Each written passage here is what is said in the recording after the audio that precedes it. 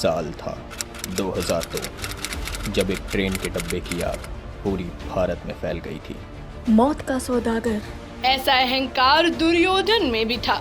ऐसा औरंगजेब ने नहीं किया था जो नरेंद्र मोदी कर रहे हैं। दिन था 27 फरवरी का, साल 2002 और समय था 8 बजे का, जब कार सेवकों से भरी एक ट्रेन गोधरा रेलवे स्टेशन पर थी।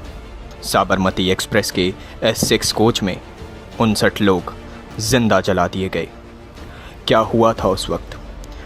कैसे इस केस में नरेंद्र मोदी का नाम आया? और आखिर कैसे इस केस में पद्मश्री से सम्मानित पत्रकार का नाम आया? और आखिर नरेंद्र मोदी को क्यों सुप्रीम कोर्ट ने गोधरा कांड से क्लीन चिट दे दी? ये सभी बात हम आपको आज इस वीडियो में बताएंगे। क्या हुआ था 27 फरवरी की सुबह? करीब 2000 कार सेवकों को लेकर साबरमती एक्सप्रेस अहमदाबाद पहुंची। 27 फरवरी 2002 को दाहोद रेलवे स्टेशन पर कार सेवकों से भरी ट्रेन रुकी हुई थी।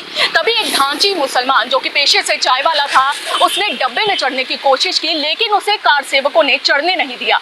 वहीं उसकी कार सेवकों से कहासुनी भी हो गई, जिसके चलते उसने अपने दोस्तों को फोन किया जो कि अगले ही स्टेशन पर मौजूद थे। धांची से 70 किलोमीटर गोधरा पर रुकी ट्रेन।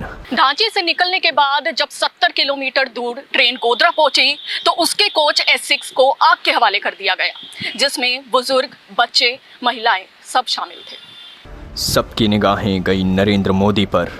गुजरात के तत्कालीन मुख्यमंत्री नरेंद्र मोदी की ओर से घटना की शाम ही एक बैठक बुलाई गई। बैठक में अहम फैसला लिया गया कि हादसे में मारे गए लोगों को अहमदाबाद बुलाया जाए। इस फैसले के खिलाफ नरेंद्र मोदी की कैबिनेट में शामिल हरेन पांड्या थे, जिनकी आगे चलकर 2003 में हत्या हो गई थी। कहीं न कहीं उनकी खिलाफत जायज निकली, क्योंकि प्रशासन ने बिना धारा 144 लागू किए 59 शवों को खुली गाड़ियों में अहमदाबाद पहुंचाया। इन शवों के वहां पहुंचते ही सांप्रदायिक हिंसा भड़क उठी। गुजरात अगले 3 दिनों तक झुलसता रहा। वैसे तो विश्व हिंदू परिषद ने गुजरात बंद का आह्वान किया था, लेकिन बस्तियों, दुकानों और सरकारी संपत्तियों को आग के हवाले किया जा रहा था। सरकारी आंकड़ों के मुताबिक इन दंगों में करीब 790 मुस्लिम और 254 हिंदू मारे गए थे। IPS अधिकारी संजीव भट्ट ने कहा था कि नरेंद्र मोदी ने उस वक्त के मीटिंग में कहा कि अगर हिंदुओं में प्रतिक्रिया होती है तो होने दो। हालांकि बाद में इन आरोपों को सिरे से खारिज कर दिया गया। 2022 में क्यों उठ रहा मामला? तीस्ता सीतलवोट की जमानत याचिका में SIT की ओर से एफिडेविट में बड़ा खुलासा हुआ।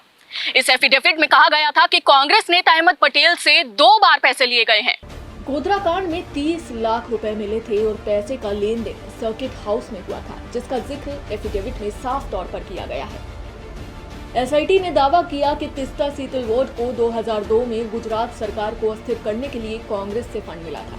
साथ ही SIT ने दावा किया कि तीस्ता के जरिए गुजरात और गुजरात के तत्कालीन मुख्यमंत्री को बदनाम कर राजनीतिक रोटियां सेकने की कोशिश की गई।